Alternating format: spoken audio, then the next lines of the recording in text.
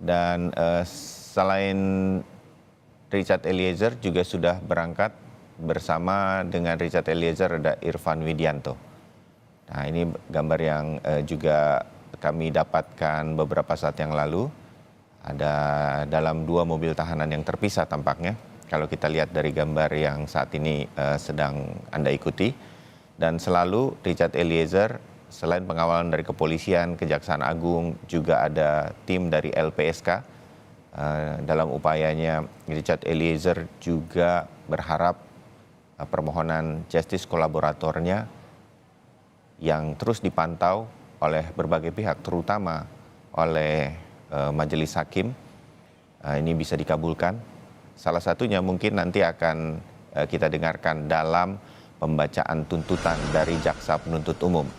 Salah satu yang harus diajukan atau kita harapkan didengar adalah tentu dari pihak Richard Eliezer adalah pengajuan status justice kolaborator ini kepada majelis hakim.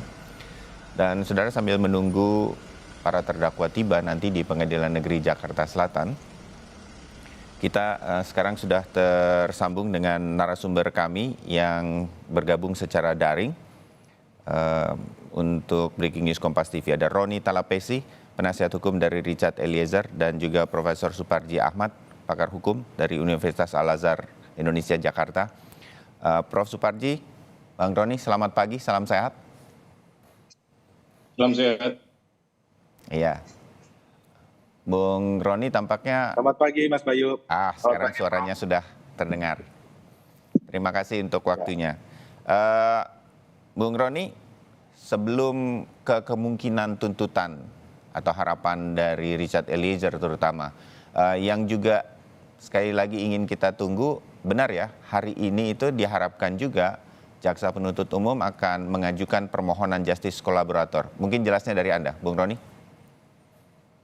Iya, Mas Bayu, bahwa proses persidangan sebelumnya memang kan dari LPSK, Lembaga Perlindungan Saksi dan Korban, sudah mengajukan surat rekomendasi kepada jaksa penuntut umum terkait dengan tuntutan Richard Eliezer, di mana sudah diatur dalam Undang-Undang Perlindungan Saksi dan Korban pasal 10 huruf A terkait dengan keringanan tuntutan. Nah, kemudian juga kan di dalam Undang-Undang Perlindungan Saksi dan Korban juga nanti di dalam putusan dari hakim juga pun akan LPSK hari ini mengirimkan surat rekomendasi. Nanti kita sampaikan juga di persidangan ya.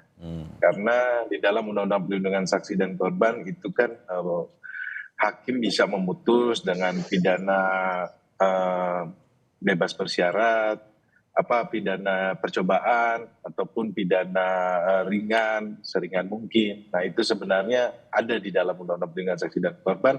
Surat itu akan kami sampaikan juga kepada majelis hakim. Sebelumnya kami sudah mendapatkan tembusannya. Jadi tahapannya adalah pertama dari jaksa penuntut umum sudah menerima surat rekomendasi dari LPSK, dan juga pun hari ini juga akan kita sampaikan kepada majelis hakim terkait dengan surat rekomendasi kepada majelis hakim terkait dengan putusan. Nah, seperti itu Mas Bayu. Baik, Bung Roni. Prof. Suparji, seberapa penting masyarakat harus mengikuti juga khusus untuk Richard Eliezer berkaitan dengan permohonan status justice kolaboratornya di dalam persidangan kali ini?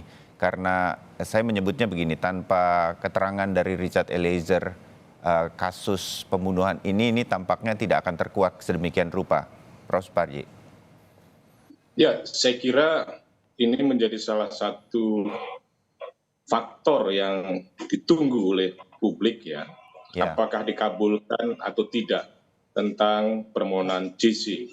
Kalau dalam konteks LPSK telah mengabulkannya ya, karena telah ada perlakuan khusus, perlindungan dan lain sebagainya.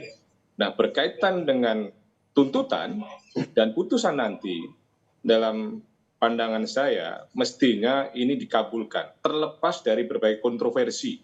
Bahwa yang bersangkutan tidak konsisten, bahwa yang bersangkutan pelaku utama dan lain sebagainya.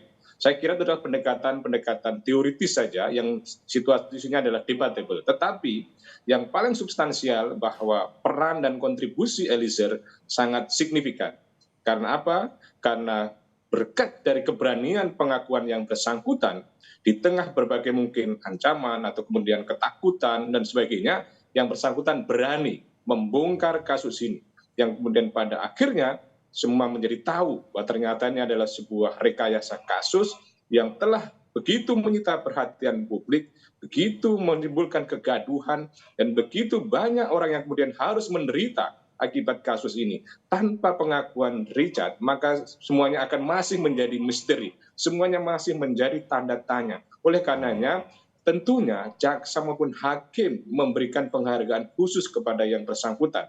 Terlepas dari kesalahan bahwa yang bersangkutan adalah melakukan menembak. Tetapi sekali lagi, itu adalah karena perintah atasan. Pada sisi yang lain, yang bersangkutan adalah berani mengatakan jujur dengan segala resiko yang harus dia tanggung. Jadi menurut saya publik perlu berikan perhatian agar JC ini nanti adalah dikabulkan. Demikian, Mas.